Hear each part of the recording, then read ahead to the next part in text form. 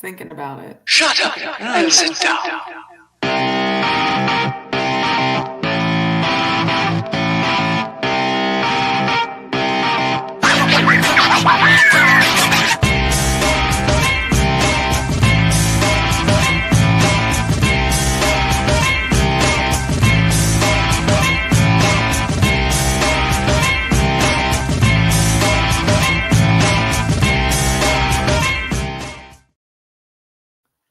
Hello and welcome in to Pardon Me, Alex. Here we are. Man, it's been a long week and we are behind. Yes, obviously, as you can see from the title of this episode, it is a 3-game catch-up episode. We've just had a lot going on, but officially I am off for 3 weeks starting today at noon. And so I will have plenty of time to devote to hopefully getting us caught up on all the things we've said we were going to do for the past 3 months. Love that for you. I wish I was off 3 weeks starting. Oh, you know, I'm gonna get like 1 week down, and then I'll be like, all right, I'm bored. Give me something to do. Because it's always great. It always sounds wonderful. And like when we were students, like a whole month off for Christmas breaks was just amazing. But now, like as an adult, I'm starting to get, a little stir crazy. So 3 weeks sounds great in reality, but when you're like us, you kind of start getting a little stir crazy and you're like, okay, I need to get back to a routine. I need to get back to having my ducks in a row and my eggs in a basket. So anyway, enough about me. We have a lot to talk about today, and we have 3 games that we're going to be discussing along with our co-host over there, Scotty Pippin, who's not even looking at the camera. Never. He just wants to be here. He just wants to be involved. Bless his little heart. But yeah, so welcome to Pardon Me, Alex, SFA's only Lumberjack basketball podcast. We have 3 games we are discussing today: UTA, UTRGV, and ULM. We will do them in that order, and we're not gonna hold you back any longer. We're gonna get cranking on this right meow. So, starting with the first game, UTA. Oh, there he is! Oh God! Oh, God.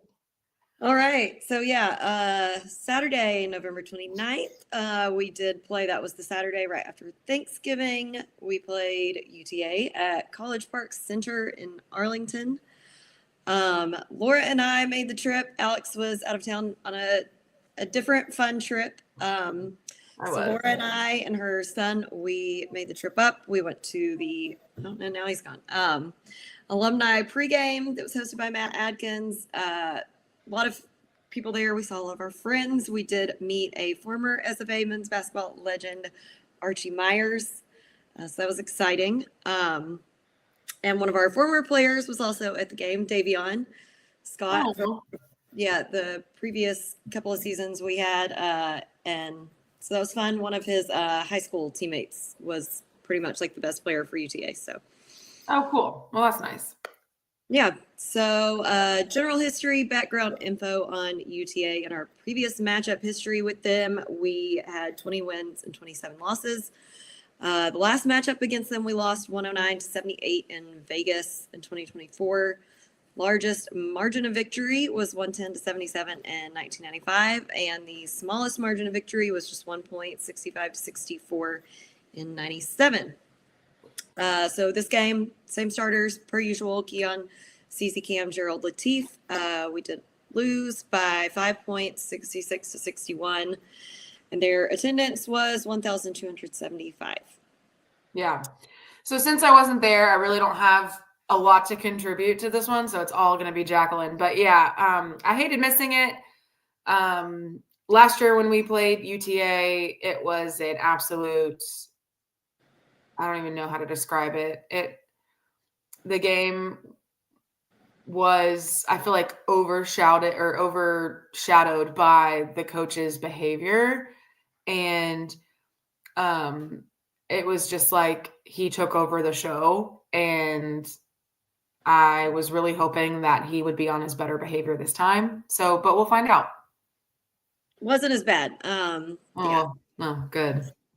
Yeah. But yeah. All Jacqueline this episode since I wasn't there. So continue. So, Sean Kennedy stat section, our field goal percentage was 42.6.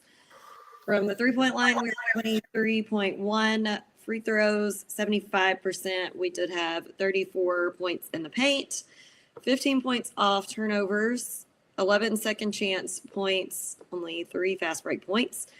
And we had 10 bench points. So I will say during this game, the score was tied 4 times and the lead changed 9 times. So very back and forth, very well within our reach. We had 28 total rebounds, 12 offensive, 16 defensive. We had 17 fouls, 10 turnovers. They had 13. Turnovers, we had 5 steals and 6 blocks. Our game leader leading the scoreboard was Keon with 20 points, 3 rebounds, 3 assists, and 1 block. Latif right behind him with 16 points, 3 rebounds, 1 steal. CC had 8 points, 3 rebounds, 2 steals, 1 assist. And Gerald, per usual, leading us on all the defensive numbers. He had 4 points, 7 rebounds, 5 blocks, 1 steal, and he also had 4 assists. And also Yeti, have to give him a little mention this game because I think these were some of his highest defensive stats. He had 5 points, 6 rebounds, and 2 assists.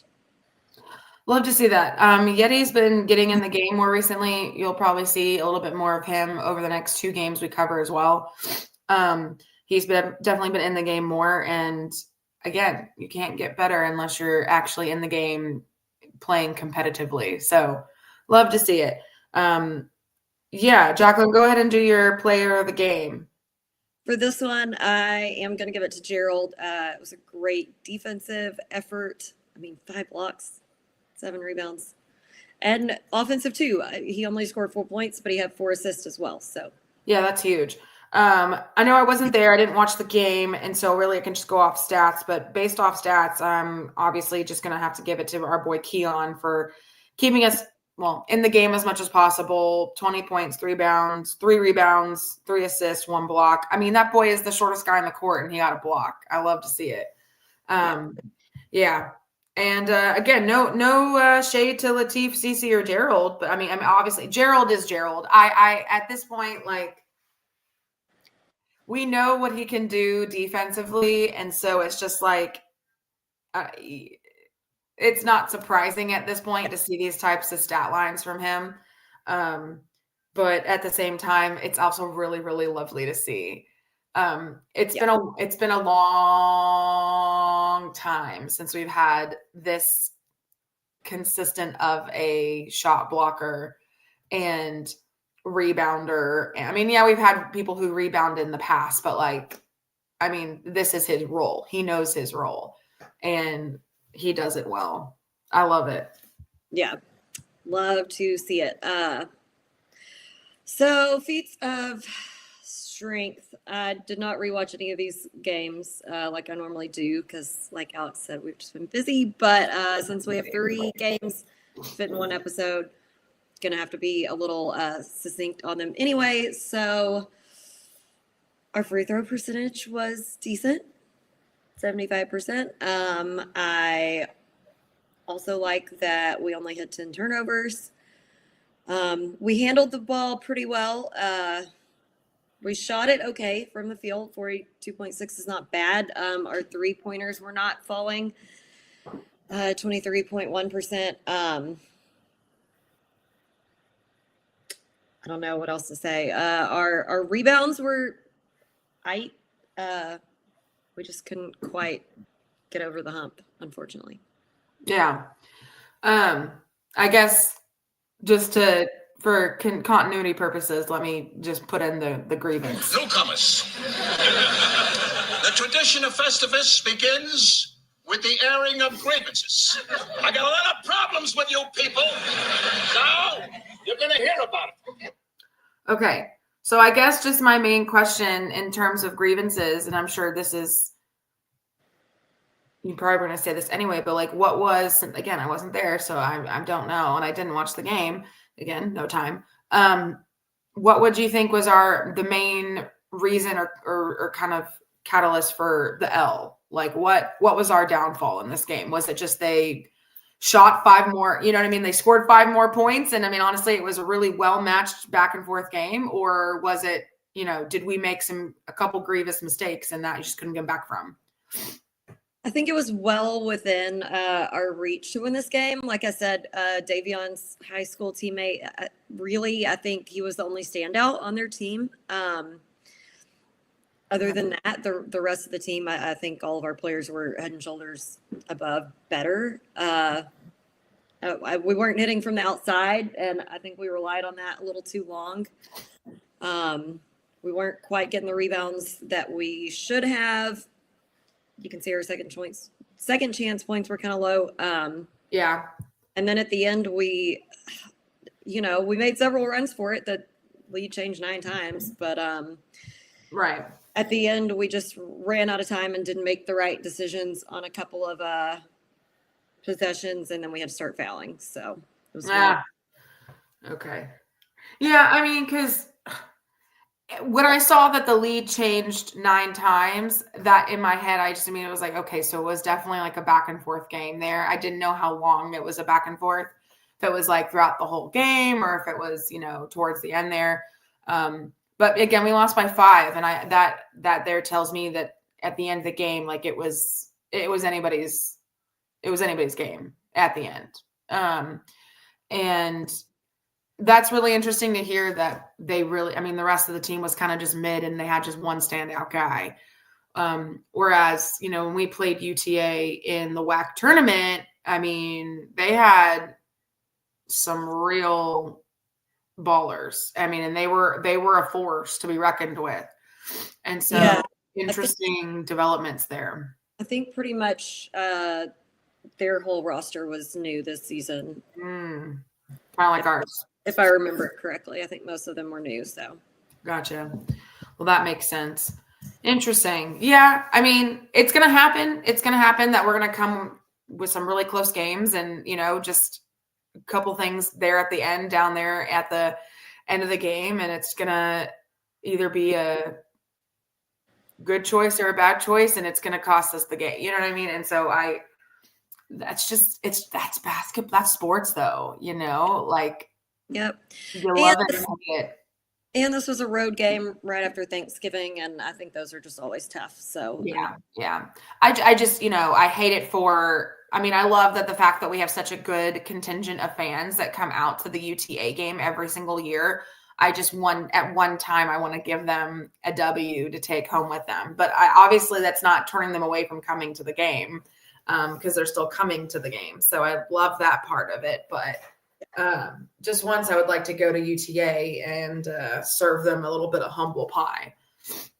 I feel like they just think that, I don't know. I agree. Okay. Anywho, all right. Any other comments about this game? Of note? Nah. Okay. So yeah, just one of those games we just write right off and just go on and move on into, our first conference game of the season, which happened versus UTRGV.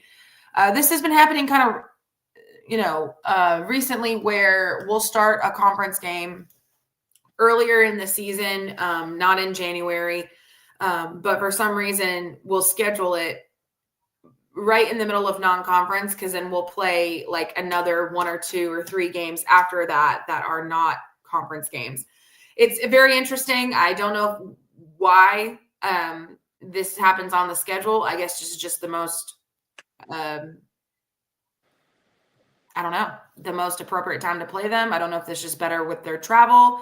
They were already coming up this way to play a game, in the area. Maybe they were going up to Dallas or going to Louisiana, so it just made sense. Hey, we'll play SFA. We'll play you then, because that is a haul to go to come up to our, to our place from our UTRGV, and it's a haul to go down there as well. So I guess you just kind of fit us in when we play them whenever it's most convenient, but it is just weird that we play them in the middle of non-conference, but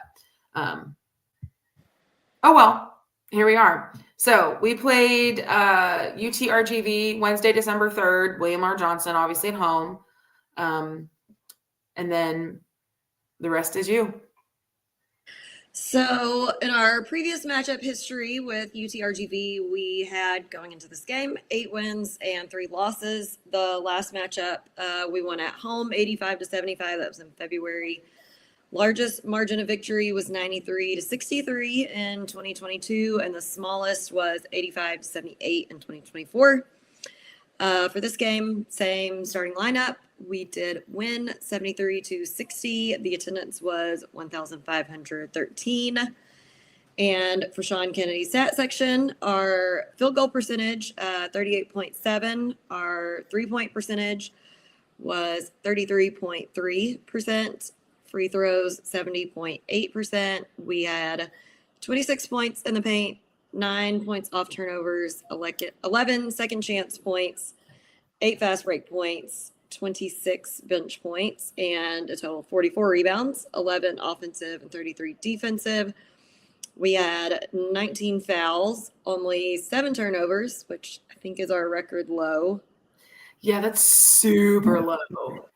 Love to see it. Can't tell you how much I love it. And we had 5 steals and 6 blocks. Our game leaders, we had a pretty good spread of the points in this game. So the top 6 are within 4 points of each other. So we had Narit with 13 points, 3 rebounds, 1 steal. Latif with 12 points, 6 rebounds, 2 assists, 2 steals. CC with a double-double, 11 points, 10 rebounds. We had Ahmed with 11 points, 2 rebounds, 1 assist. Keon and Cam both had 9 points. Keon had 7 rebounds and 6 assists, and Cam had 2 rebounds and 1 steal. What were Gerald's stats? You know what? That's a great question that I don't have up right now. So if you want to talk about your player of the game, I can pull it up. Yeah, so listen. This game was great. I was so pleased to see how well we spread around the ball and the points during this game. My player of the game is going to be Ak. So that's Mohammed, Ak Mohammed. He's been kind of quiet playing over the last, X amount of games that we've had so far this season. He'll come in to kind of give Keon a break at the point guard position, and we didn't really see a lot from him yet. And we were hoping that soon we would see kind of a little breakout from him. And I think this game was it. He actually came in with some decent minutes, and Jacqueline said 11 points, 2 rebounds, 1 assist. I mean, and he played well. It was nice to see. It's something that we haven't, again, had to either where we had, a reliable-ish point guard to come in to relieve our main point guard. It was always let's just leave Keon in the whole game as a workhorse, and let's just hope he freaking can handle it the whole game. It's my God, these guys do need a break at some point. So it was really nice to see Ak finally get some good time, some good minutes, and so that's why I gave him player of the game. I think I'm glad that you highlighted that because he definitely deserved a shout out for that game. My player of the game, I will have to give an honorable mention to Keon because he had, even though he didn't score double digits, he had 7 rebounds and 6 assists. That's wild. Huge. Great. I gave it to CC with his, I think that was his first double-double of the season. I could be wrong. Yes. Yeah, no. We made that comment during the game. And I'm pretty certain, well, I'm about to pull up the stats, so I'll tell you, but I'm pretty sure he made a couple of free throws this game too, which is something we've been wishing for him. So, yes, he was actually 100% on his free throws.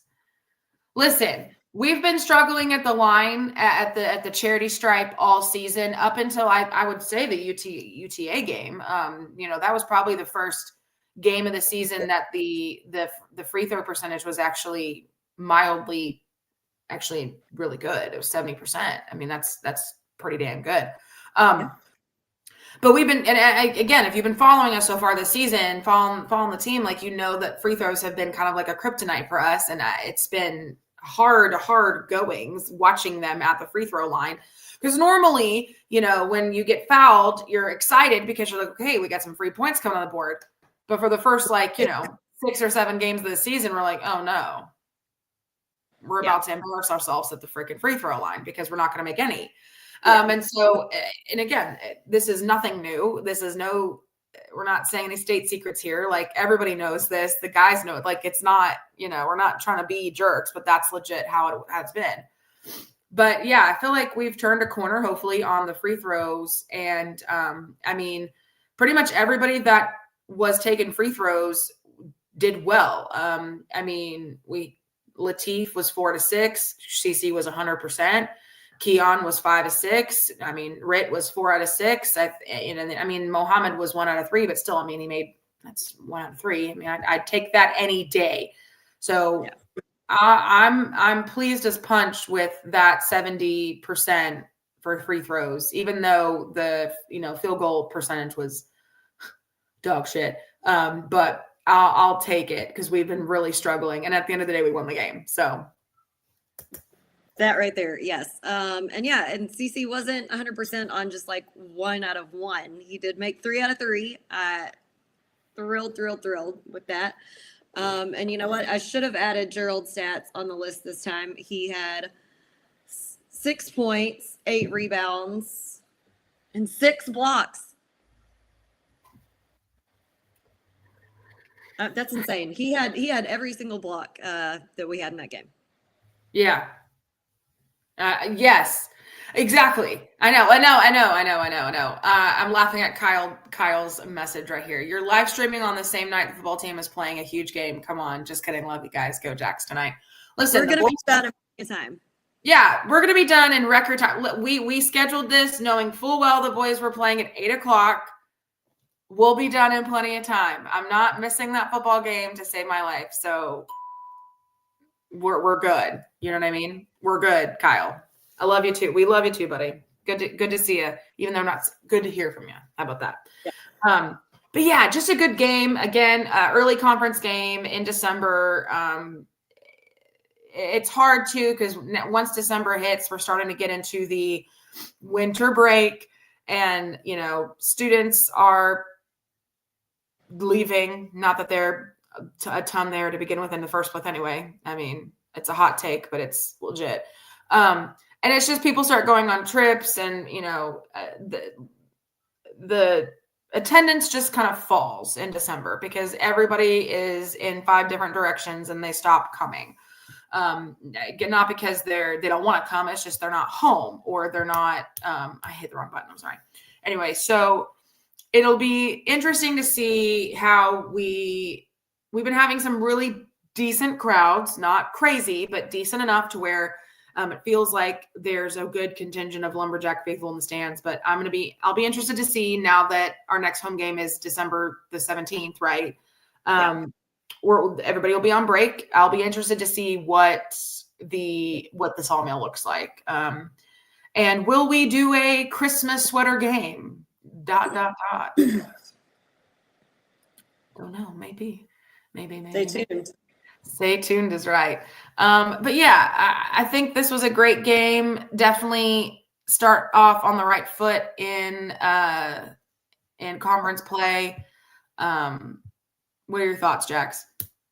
Yeah, I think it was a great. This was one of the best, I feel like, overall games of everyone's performance that we've had thus far. That wasn't against like a D2 or a D3, you know. Right. Yeah, 4 players scoring double digits, 2 almost double digits. Got Gerald with a huge defensive game, 8 rebounds, 6 blocks. Right. Our entire team, we had 12 assists, which is great, and that's reflected with how many people scored. So I think we were executing well on everything, really. I agree. I don't have a whole lot of complaints. I'm sure I can find 1 or 2, but Yeah, let me dive a little bit deeper into these stats. I'm sure. I mean, I've already voiced one, but yeah, again, for continuity purposes, let's. Newcomers. The tradition of Festivus begins with the airing of grievances. I got a lot of problems with you people. Now you're going to hear about it. You. Also, by the way, the official Festivus date is forthcoming. It is on the horizon. Jacqueline, what day is Festivus? The 23rd. Put it in your calendar, people, and don't forget to get your aluminum poles down from the attic. Christmas Eve, better known as Festivus. Festivus. Anyway, but yeah, so I've already voiced one negative, one drawback. I mean, obviously that field goal percentage is poopy. But I'm not going to dwell on it too much because we still won the game. But believe you me, if we would have lost this game, I would have been fuming. I would have been barking mad. Yeah, it's ironic. Our field goal percentage this game that we won was worse than the UTA game when we lost. But our 3-point percentage was a whole lot better. And that definitely counts for more. Yeah, I actually, now that I'm re-looking at the stats, I have a big. I hate calling people out. Like, I don't hate calling people out. Y'all know I don't hate calling people out because I will say names, and I don't want to be that. I don't want to be a bitch. It's Christmas time. Okay. Santa will put me on the naughty list, but I got to say it. Latif 0 from 7 from the 3 line. That to me, I hate that, but we know that he's also dealing with some, feet plantar fasciitis issues, fasciitis. I don't know why I said it like that. Plantar fasciitis issues. So that could be contributing to his bad performance at the 3 or just shooting in general. I'm going to let that slide for this one game. You know what I mean? But yeah, it's not his usual performance, definitely. Correct. But that's a glaring thing to me. I'm just like, okay, if you're struggling with a foot thing and that's preventing you from hitting threes, maybe, now just bear with me here, maybe we shouldn't shoot any. He did make up for it from the field. I will give him that. But for him, 0 of 7 is very out of the norm. Out of the norm, not great. I didn't not good. Didn't like it. I love you to death, but if you're struggling and you get to 5 and you're like, oh, I'm not making them, maybe just put a pin in it. Cut off. You know what I mean? Just put a pin. Yeah, that's a live by the 3, die by the 3 kind of stat. Girl, I tell you what, I've been using that same mantra, but in other areas, because I don't know if you saw my Snapchat from yesterday where I took a leisurely stroll from the brewery down to Brendan's barbecue. This was yesterday, so Thursday, everybody. With full intentions of getting a baked potato for myself and Jack. Okay. Before trivia, before we even opened to the public, I was like, I'm going to have my dinner and I'm going to have an amazing baked potato and eat some protein and get some carbs and yum. I missed that they were closing at 4:00 for their holiday party. It was posted all over social media, all over. And me, the one who actually runs social media for a business, who's always on it because it's my job, missed it. So my happy ass walked all the way down there from the brewery and saw the sign and had a, oh, fuck me moment, and then had to walk back in shame. And I literally walked in the door and I yelled out loud. I'm like, live by social media, die by social media. Oh, okay, so you're substituting other things in. I thought you were saying that you said live by the 3, die by the 3 in like non-relevant basketball situations, and that was even funnier, but I still love it. That would be funny though if I did. Be like, well, live by 3, die by 3, and it's just like has nothing to do with basketball. Right. That would be funny. That would be funny too. But yeah, I was just like, I'm replacing basketball and 3 with other situations that I've been in recently. And that was one of them. I was like, man, you live by the socials, you die by the socials. Me, the social person. Yeah. For work, totally. Anyway, I thought it was a total L on my part. And Brendan's, I love you so much, and I really wanted that damn baked potato. But anyway, back to this. Yeah, I mean, listen, when we win a game and we win it pretty decisively, it wasn't like it was a close game by any means. We weren't too concerned about, the score here at the end. I mean, we won by 13 points? What was the score again? Yeah. 73. We were fairly comfy, not. Yeah, like it wasn't that we were winning by 20, 30 points, but 13 points, I'll take it, especially in a conference matchup. Yeah. It's great. I love it. Starting off conference on the right foot. But yeah, the only real, again, glaring grievance I had was just that was the threes. And I'm just like, okay, guys, cut. Anyway. Any from you? Our not necessarily grievance, because it does even out, but just if I'm being picky, we didn't have very many points in the paint, only 26. However, we were hitting from the 3-point line pretty well, so not upset about that, because makes up more points to make 3-pointers than 2 in the lane. But overall, very happy with the game. Yep, same. All right, moving on, game 3. All right, so this one was Sunday afternoon game, Sunday fun day. It was Sunday, December 7th at William R. Johnson against ULM.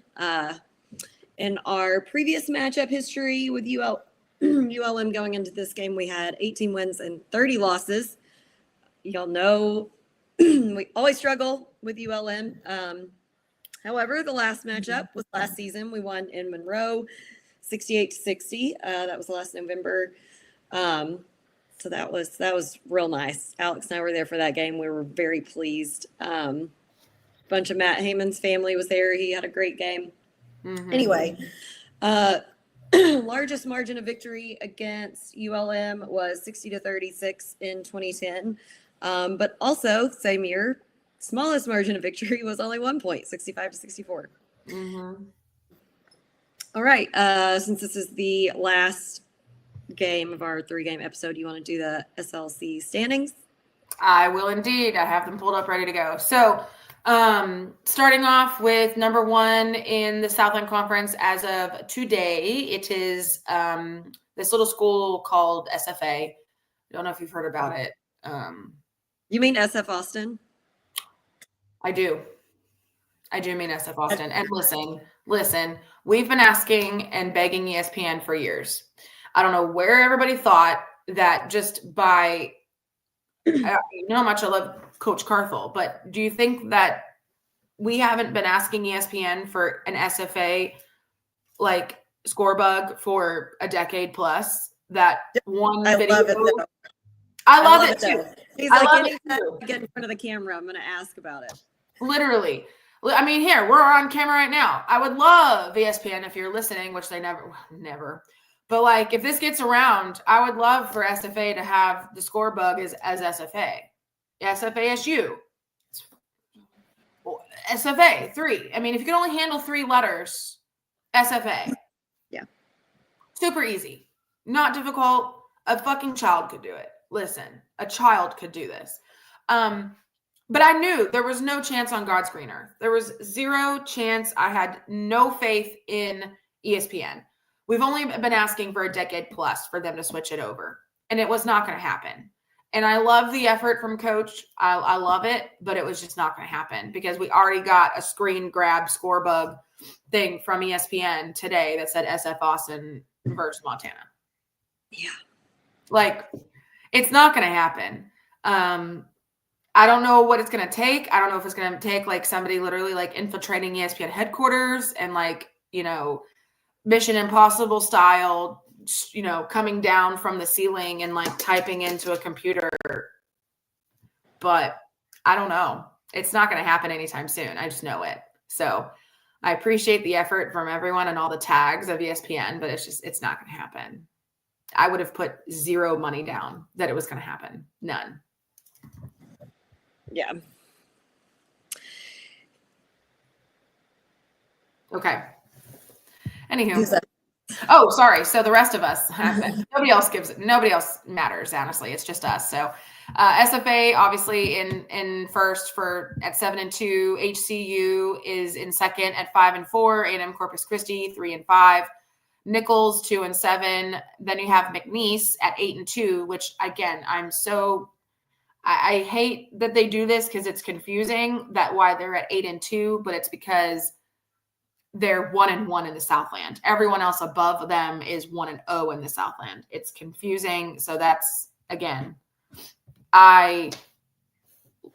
whatever. Anyway, then you have New Orleans at 3-7, Northwestern State at 2-7, UIW at 5-5, East Texas A&M 5-4, Lamar 5-4, Southeastern 3-6, and UTRGV at 3-6.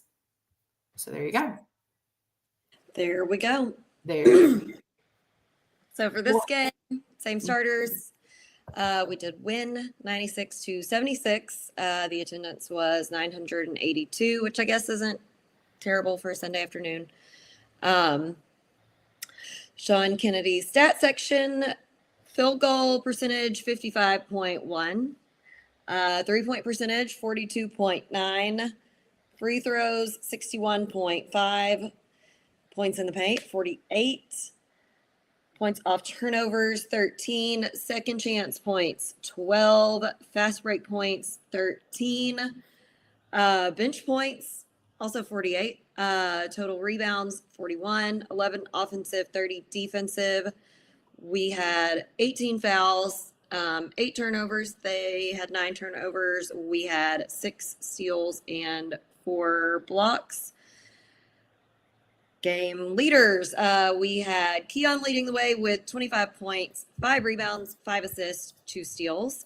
We had Britt with 17 points, 1 rebound, 1 assist, 1 steal. And Yeti with 12 points, 3 rebounds, 2 assists. Love to freaking see it, man. That last one right there makes me happy. Yeah. What the heck? Where did it all go? I just pulled it up. Oh, yeah. All my stats went away. I literally just had them up on my computer and they all just went away. Like the last 3 games didn't happen. Okay, ULM. There we go. Sorry.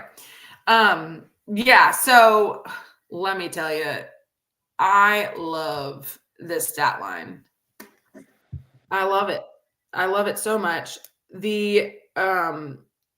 The Yeti with 12 points, crazy. Love to see it. Love to see it. I mean, 3 guys in double digits, I'll take it any day of the week. Obviously, we got the the dub. I mean, the last game, UTRGV, we had multiple guys with points, and I loved the sharing of the ball with that. But like, this was a completely different game with a completely different, opponent. And listen, like Keon with the 25 points, love to see it. Rit with the 17, great. But I gotta give it to. I just gotta give it to Yeti. I'm sorry, I gotta give it to Yeti because this is his game. This is This is the first game he's played where he made not saying he didn't make contributions when he was in before, because I mean little things here and there, but 12 points is 12 points. Yeah, he's in the top scorers. So that's insane. That's big. So I'm gonna give it to him. I love confidence growing in him. I love anytime when he's in.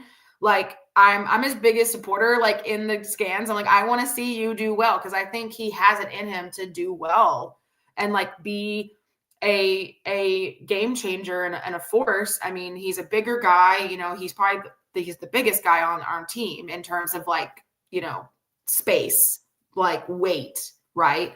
Not necessarily in height, but in poundage. And so I feel like he can make a difference down there in the paint. And so we just need to get him to get more time. I love it. I agree. I'm glad you said that. I had to give it to Keon for this one, but I was going to give Yeti honorable mention.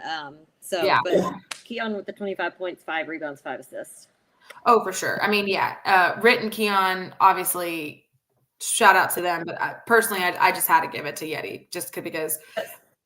Yeah, that's the most confident and aggressive that he's looked. Yes. So. I love to see it. I love to see confidence and aggressiveness in a positive way. Like, obviously, I don't want to see someone who's super aggressive and then not making anything with it. Because I'm just like, you're just expelling energy for what? For why? Nothing. You know what I mean? So, but again, good moves to the basket. He made some really great rebounds and the 2 assists too. Really, I love to see it. And there were a few that were off target in terms of assisting. But I love the effort and I love the attempts. You know what I mean? Hold on, we got a comment from Brian. How on earth do we only manage to get a little over 900 people to a basketball game, especially with a team that's so exciting to watch while being super competitive regardless of who they play? It's maddening, honestly. You know, we agree, Brian. I have no idea. I mean, I don't know. It's crazy. I mean, it was a big football weekend. There were people in town by the droves. And it's obvious that nobody wanted to stick around except for a few of you for basketball at 2:00 on a Sunday. I'm like, I mean, it's a 2-hour game for the most part. I mean, you're leaving by 4. You're still getting home at a decent hour, even if you came from Dallas. Yeah. Like, come on, people. This team is so good and they need people in the stands. And it is maddening, Brian. I wish we had answers for you. Yeah, we wish we could change that, but yeah. I was happy with pretty much every stat this game. The ones that I wasn't, I'll say for the grievances, but field goal percentage over 55, a 3-point percentage that's almost 43%. Are you kidding me? Almost 50 points in the paint. Almost 50 bench points. Oh, every player on our roster got to play this game except for Johan, and we did find out that he is redshirting this season. So very happy to know that. So everyone who was eligible to play on the roster played in this game.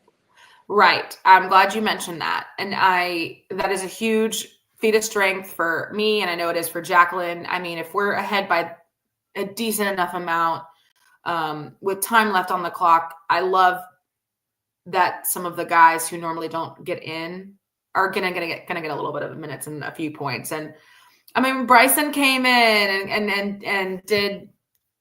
Was that this game or UTRGV? No, this is the game that Bryson did really well. Yeah, and he came in and he scored a basket. That's why I was like, was this that game? Man, I swear, like, I think he just scored 4 points. It says he scored 2, but I thought he scored more than that. He might have taken another shot that was really close. Maybe. Yeah. But yeah, everybody got in, everybody played. I mean, Christian scored, Eltramon scored. Oh, Eltramon's basket. Oh my God, his dunk.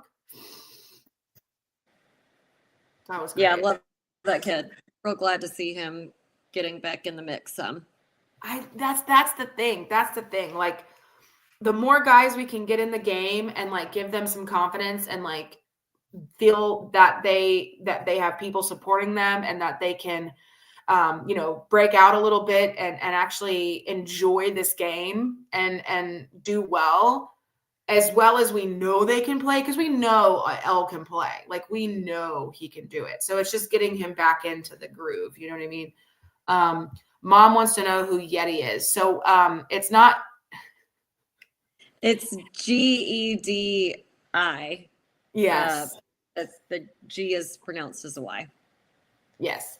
Yeah, we have trouble with his name, so that is the nickname. Yeah. And to be fair, I mean, that's just, I got nothing. But anyway, but he's from Lithuania, so we got to do what we can do in terms of pronunciation. Yeah. Name pronunciation. Yeah, exactly. But yeah, so great showing from the Jacks against a team that we have struggled with in the past. I mean, last year we finally beat them in so long on their home court, which was amazing. And Jacqueline mentioned earlier. And so I feel like maybe finally we're like turning the tides against ULM. You know, they've always been a thorn in our side, whether it's home or away. So that was really nice to get a good, solid, again, resounding win versus a team that we've historically struggled with badly. I mean, a 20-point win. I mean, mama, like, you know, like, I definitely love a game that we are ahead enough securely that everyone on the roster can get in, because like we harp on, obviously we want to win games. Who doesn't? But everybody on the roster's got to get on the floor to get experience. Oh, for sure. You know who else? Potential, you know? Oh, for sure. You know who else that got on the floor for some really good minutes, and I was loving every effing minute of it? Marcus Scurry. I mean, 15 minutes, he scored 7 points. I mean, he even hit a 3, for Christ's sakes. I love that little kiddo. He is adorable, and I think he can be really good. Oh, yeah. Yeah. Like, I don't mean for that. I don't mean like I'm like whispering like it's a state secret or something, but like I think he can be really good. Yeah. Yeah. No, I agree. I feel like some of the aspects of his style of play somewhat remind me of John Como sometimes a little bit. Yeah. No, you know what? I see that a lot. I've seen little glimmers of it. I agree.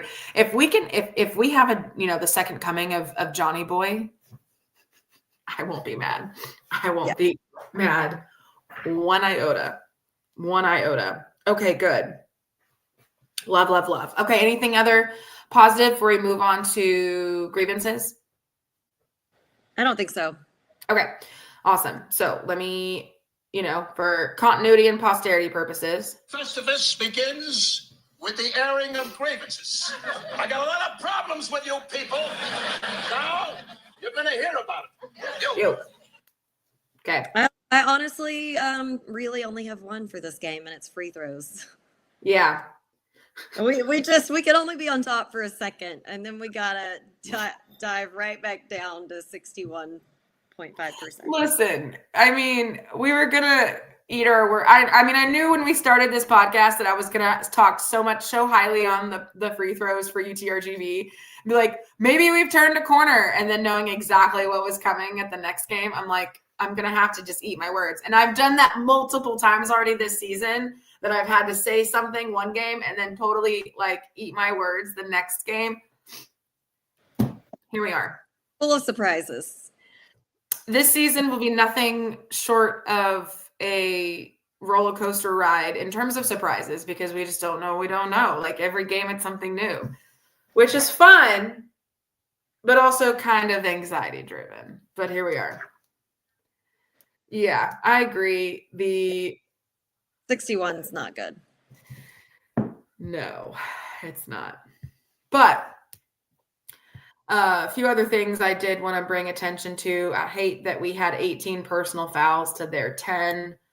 I don't know. I feel like this game was very personal, how heavy. I mean, it was obvious. I mean, we had 18 to their 10. It felt like every whistle was ours. Every whistle. You know, okay, I'm glad you brought that up. But on the 3-game episode, it's kind of hard to remember which is which. But I know. This was a game that I had some complaints with the referees, which I try not to do often. But one of them was just really terrible, and I had multiple grievances with him. He kept calling someone else's call that wasn't in his area, which anybody who's an official knows that's just like just a foundational no-no. There was a time that CC went down hurt and literally they let us go the length of the court and back, and one of their guys pretty much almost had to step over him to make the layup before the referee called the whistle. And then like 10 minutes later in the game, a shoe comes off for like a millisecond and he's blown the whistle. Yeah, the CC thing really, really sent me over the edge. Yeah.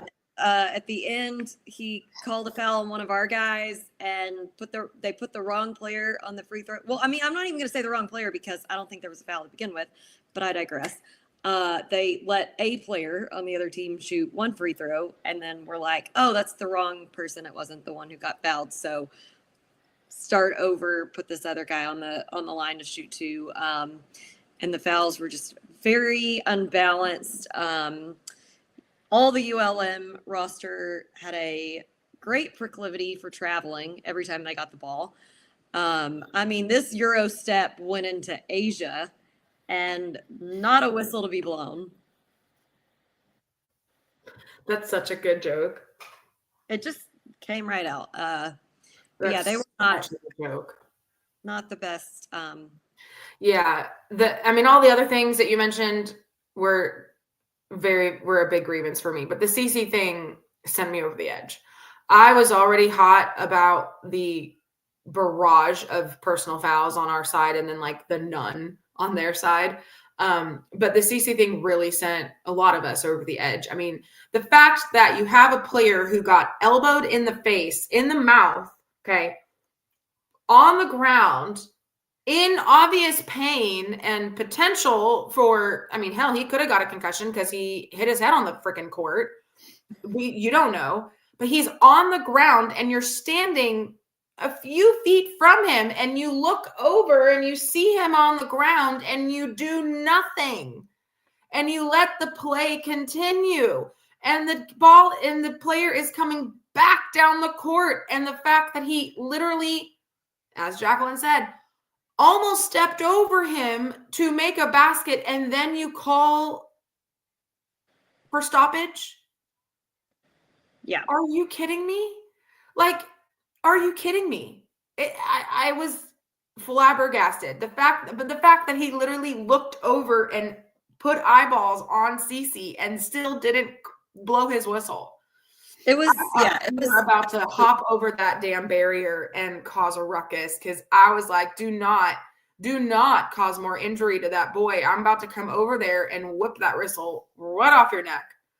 Yeah, it was really shocking. And obviously, like 95% of my grievance on that is towards that one official. However, I am going to put some burden of responsibility on that player as well because he could have stopped. Sorry, but it's bad form when he had plenty of space on that fast break. He could have done a left-handed layup and not been like almost stepping over him, but he's going to do a right-handed layup like a foot from stepping over the injured player on the floor. I mean, that's just bad taste in my opinion. Also, it's just bad taste in general. Like, you saw him on the ground, like in pain. You could have stopped.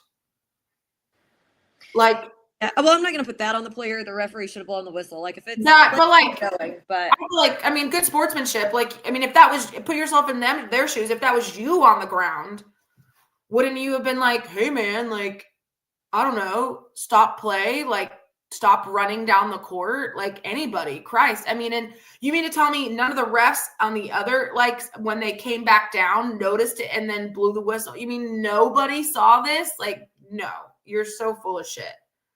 It was just bad all around. Yeah, that's just bad, poor form on everybody, honestly. Bad sportsmanship and also just poor form, bad. I mean, whatever. But yeah, Cece got elbowed in the freaking mouth and, you know, is in pain and thankfully didn't lose a tooth like Keon did. But anyway. All teeth remaining intact.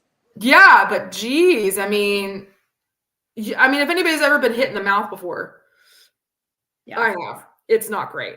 You feel like you feel like you've lost teeth. You're just like chucking your mouth like, are they there? Oh my God. You know what I mean? Like, it is so, and then you have a headache and, you know, your head is pounding, not just by getting hit in the mouth with an elbow, but also hitting your head on the fucking court Anyway, I'll end it there. It was just that was my biggest grievance of that entire game. I was pissed. Any hooser. What else? Anything else? No, that's it for me on that one. Okay, good. Same. All right. So, wow. I think this is a record. 3 episodes in under an hour. That is wild.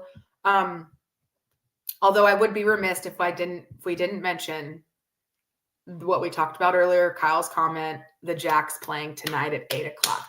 I know this is basketball and you tune in for basketball, but God bless America. This hasn't happened for us in a really long time, guys. The fact that we are in the 3rd round of a football playoff and we have the potential to, if it's again, knocking on wood, if we win tonight and South Dakota wins, we could get a home game again. That would be what? A 4th round playoff home game? Wow. Anyway, that just makes me extremely excited, and God, I hope so. But we have to win tonight. So wherever you guys are at, whatever you're doing, 8:00, tune in. And again, this is another reason why we're playing on a Friday night, is so that we can get this ESPN spot to play on national TV. God, we don't embarrass ourselves. Anyway, it's on ESPN1, you guys. I know, that's what I'm saying. Like, this is the number 1 spot. Like, you know what I mean? This is ESPN Uno, not even plus. We're on Uno, not even on 2, not even on the U. We're on ESPN OG. OG, yeah. So fingers crossed that it's a good game and a good showing, and I'm just happy and pleased as punch that we're playing in the 3rd round. So no matter what happens, I'm proud of our school, I'm proud of our team, I'm proud of coach, and so let's just hope it's a good game, and you know what I mean. Here for it. So no matter where you're at, if you want to go watch if you want to see if there's a local watch party somewhere near you in Texas, I know that the Alumni Association posted a list. I know that there's a list floating around somewhere on the you went to SFA Facebook page.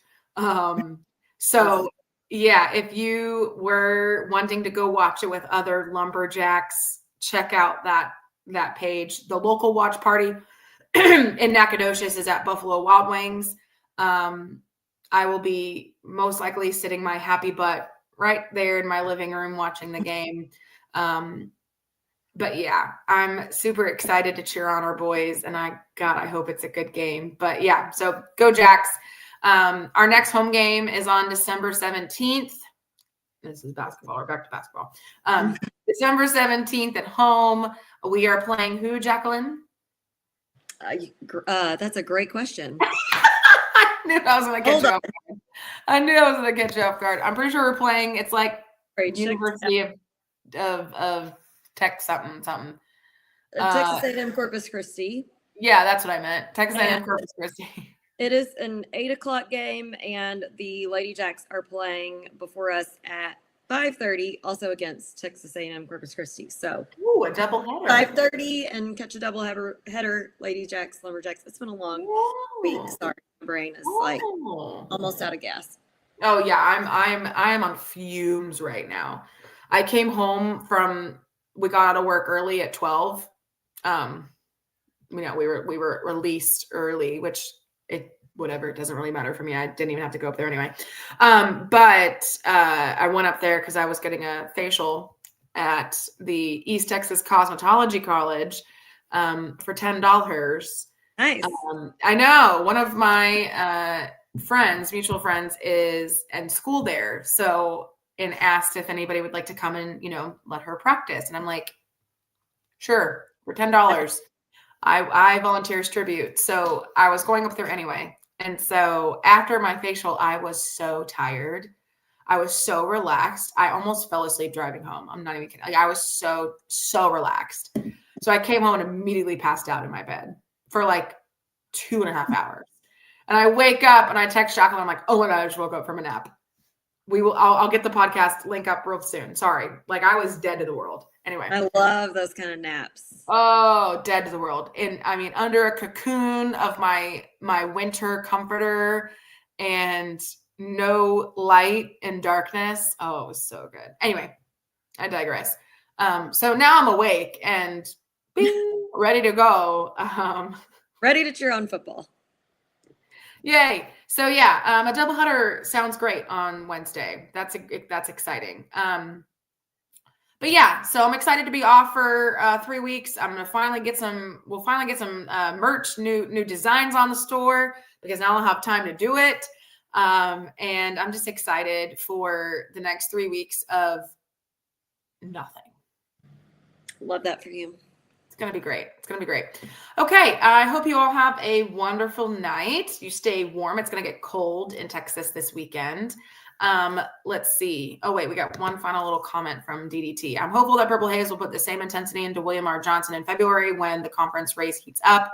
They exceeded expectations at Homer Bryce. With a little effort, we could get 1,000 to 2,000 students up in our, in William R. I agree. They've been great at football. I just need them to replicate what they've been doing at football and bring them down to the Coliseum. I don't understand the disconnect. I truly don't. It's not like there's football and basketball on at the same time. Yeah. So what they're doing at football is fantastic. And I just want them to bring that now energy and that vibe down to William R. Johnson. So fingers crossed that when the school returns in January, that the first game back, that'll happen. I don't know what I need to do or say or what we need to do or say to get that across to the Hayes, but the vibes can be immaculate in both places. So here we are. Okay. But yes, stay warm this weekend. It's going to get chilly in Texas. Put on your long johns and your flannel PJs. And we hope you guys have a wonderful weekend. And again, go Jacks, and go Jacks. Have a wonderful night. And as always, Axe and Jacks. With Alex and Jax.